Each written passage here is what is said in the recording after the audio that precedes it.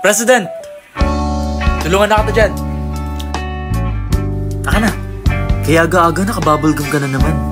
Siyempre, para mabango yung lips ko kapag ginalikan kita. Ano? Tara na nga. Sabi ko be professional, di ba? I'm your president. Tara na. Wigon, ba't dyan ka sa unahan nakaupo? Tara din sa likod. Sige pre, bukas pa ako sa assignment natin eh. Danito, kulang na yung boys at the back. Everyone listen! Nasa akin na yung result ng final exam natin. Let me announce your scores. And the second to the highest is Sigon. And the highest is me. Sabi mo, pag nagtinuha ko sa seryoso yung feelings ko, straight ako. Bakit hinalikan mo ako last time?